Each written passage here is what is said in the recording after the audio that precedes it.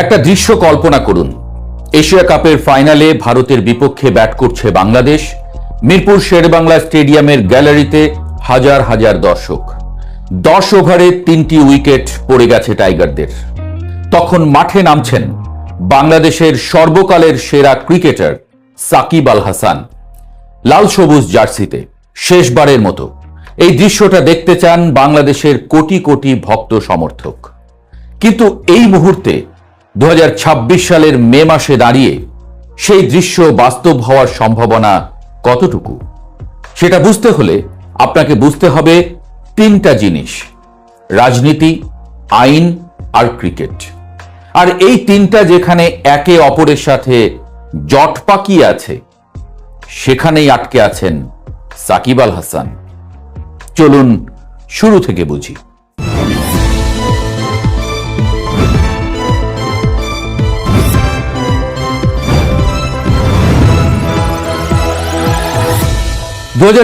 সালের জানুয়ারিতে সাকিব আল হাসান মাগুরা 1 আসন থেকে আওয়ামী লীগের প্রার্থী হিসেবে সংসদ সদস্য নির্বাচিত হন। ক্রিকেটার থেকে সংসদ সদস্য, এটাই ছিল তার নতুন পরিচয়। কিন্তু 2024 সালের জুলাই আগস্টে পাল্টে গেল সব হিসাব। বাংলাদেশের কোটা সংস্কার আন্দোলন ও গণ অভ্যুত্থানের সময় তিনি দেশের বাইরে ছিলেন এবং তার নীরব ভূমিকার জন্য ব্যাপকভাবে সমালোচিত হন। 5 আগস্ট শেখ হাসিনার সরকারের পতন হলো, সংসদ বিলুপ্ত হলো, সাকিবের সংসদ সদস্য পদ গেল। আর তার বিরুদ্ধে দায়ের হলো হত্যাসহ বেশ কয়েকটি মামলা। নিরাপত্তা শঙ্কায় ঘরের মাঠে দক্ষিণ আফ্রিকার বিপক্ষে বিদায়ী টেস্ট খেলাও সম্ভব হয়নি তার। এমনকি একবার দুবাই পর্যন্ত এসে আবার সিদ্ধান্ত পরিবর্তন করতে হয়েছে তাকে। বাংলাদেশের হয়ে সর্বশেষ 2024 সালের অক্টোবরে ভারতের বিপক্ষে কানপুর টেস্ট খেলেছিলেন সাকিব আল হাসান। এরপর আর জাতীয় দলের জার্সিতে মাঠে নামেননি। তখন থেকে তিনি আছেন বাংলাদেশ থেকে হাজার হাজার মাইল দূরে যুক্তরাষ্ট্রে। এখন আসা যাক সবচেয়ে আলোচিত প্রশ্নে। তামিম ইকবাল বিসিবি সভাপতি হবার পর কি সাকিবের ফেরার পথ সহজ হয়েছে? গত 7 এপ্রিল আমিনুল ইসলাম বুলবুলের নেতৃত্বাধীন বিসিবির নির্বাচিত পরিচালনা পর্ষদকে ভেঙে দিয়ে তামিমকে প্রধান করে 11 সদস্যের অ্যাডহক কমিটি গঠন করে দেয় জাতীয় ক্রীড়া পরিষদ। 90 দিনের ভেতর নির্বাচন আয়োজন করার বাধ্যবাধকতা নিয়েই দায়িত্ব নিয়েছে এই অ্যাডহক কমিটি। কিন্তু সাকিব তামিম সম্পর্ক যে সরল নয়, সেটা আমরা সবাই জানি। ক্যারিয়ারের শুরু থেকে লম্বা সময় ধরে তারা ছিলেন একে অপরের ভালো বন্ধু। কিন্তু ক্যারিয়ারের শেষ লগ্নে সেই বন্ধুত্বে ফাটল ধরে, তৈরি হয় বৈরিতা। তবে মজার বিষয় হলো, এই পরিস্থিতিতে সাকিব নিজেই তামিমের প্রশংসা করেছেন। মুম্বাইয়ে একটি ইভেন্টে সাকিব বলেন, তামিম যদি নির্বাচিত হয়ে সভাপতি হন এবং দীর্ঘমেয়াদী পরিকল্পনা নিয়ে কাজ করেন, তবে বাংলাদেশ ক্রিকেট তার মাধ্যমে উপকৃত হবে। তামিমও একক সাকিবের বিষয়ে কথা বলতে নারাজ। মিরপুরে সংবাদ সম্মেলনে তামিম বলেছেন, আমরা গত 2-1 বছর ধরে একজন নির্দিষ্ট ক্রিকেটার নাম বললে সাকিবকে নিয়েই কথা বলছি। আমাদের আরো 2 সাবেক অধিনায়ক মাশরাফি বিন মুর্তজা ও নাইমুর রহমান দুর্জয়ও একই অবস্থায় আছেন, তাদের নিয়েও ভাবা উচিত। মানে সাকিবকে বিশেষ সুবিধা দেওয়ার মানসিকতায় নেই তামিম, তিনি সবাইকে সমান চোখে দেখছেন। বিসিবি সভাপতির এই বক্তব্যের পর এটা স্পষ্ট যে সাকিবের ফেরার ক্ষেত্রে আইনি ও রাজনৈতিক জটিলতা নিরসনই এখন প্রধান চ্যালেঞ্জ। সাকিবের না ফেরার পেছনে মূল কারণ ক্রিকেট নয়, মূল কারণ রাজনীতি। সাকিবের দেশে আসা এবং সংশ্লিষ্ট কিছু প্রক্রিয়াগত বিষয় নিয়ে জটিলতা রয়েছে, যেগুলো সরাসরি ক্রিকেট বোর্ডের নিয়ন্ত্রণে নেই। এটাই মূল সমস্যা।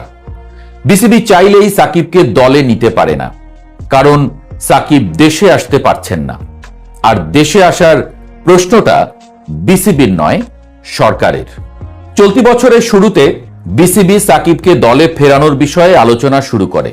তার আইনি কাগজপত্র সংগ্রহ করে সংশ্লিষ্ট কর্তৃপক্ষদের কাছে পাঠানো হয়।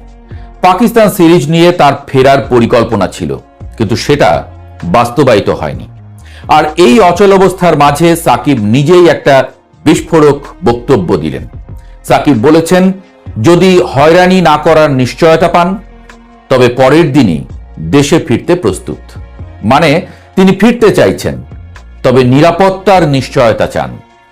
এখানেই সবচেয়ে জটিল প্রশ্নটা আসে, সাকিব কি আওয়ামী লীগের পরিচয় ছাড়তে রাজি? না, সাকিব দ্ব্যর্থহীন কণ্ঠে বলেছেন, পোল্টি দেওয়ার অভ্যাস নেই। আমি যদি একটা ছোট দলেও নাম লিখিয়েছি তো ওই দলের প্রতি সবসময় অনুগত ছিলাম। তিনি বলেছেন, রাজনীতি তো আমৃত্যু করা যায়, সেখানে অনেক সময় আছে, যেটার সময় নেই সেটা হলো ক্রিকেট। যেহেতু আওয়ামী লীগের কার্যক্রম নেই, তাই এখন ক্রিকেটটাই খেলে যাওয়ার চেষ্টা করছি। সাকিবের এই বক্তব্যটা বোঝার চেষ্টা করুন। সাকিব বলছেন, আওয়ামী লীগের কাজ নেই বলে ক্রিকেট খেলছেন, ক্রিকেটের প্রতি ভালোবাসায় নয়। কিন্তু এই সততা সাকিবের জন্য ভালো হতে পারে, কিন্তু বর্তমান রাজনৈতিক বাস্তবতায় এটা তার ফেরার পথকে আরো কঠিন করে দিচ্ছে। সম্প্রতি ভারতের মুম্বাইয়ে ভারতীয় গণমাধ্যম স্পোর্টস স্টারকে দেওয়া এক সাক্ষাৎকারে সাকিব বলেন, আমি আশাবাদী যে বছরের শেষ দিকে সবকিছুর সমাধান হয়ে যাবে।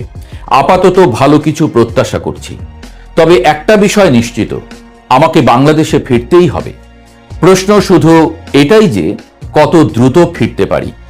এই বক্তব্য আশার আলো দেখায়, কিন্তু এটাও মনে রাখতে হবে, ফারুক আহমেদের বোর্ড থেকে শুরু করে আমিনুল ইসলাম বুলবুলের বোর্ড সবাই সাকিবকে ফেরানোর তোড়জোড় করেছে, কিন্তু বাস্তবে সুরাহা হয়নি।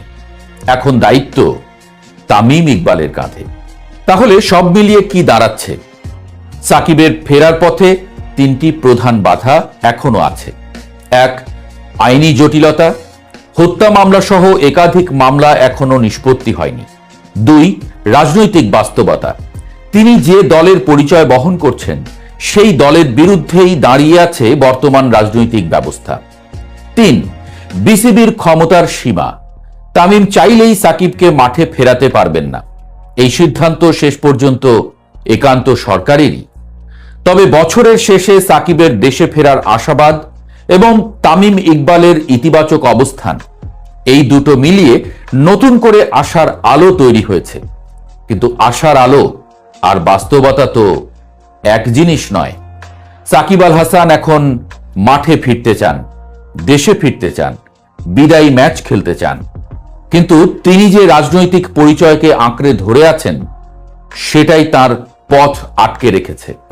ক্রিকেট মাঠে এত বছর সাকিব সব বাধা পার করেছেন নিজের মেধায়, সাহসে, কিন্তু এই বাধাটা ক্রিকেটের নয়, এটা ইতিহাসের, রাজনীতির, একটা দেশের ক্রান্তিকালের।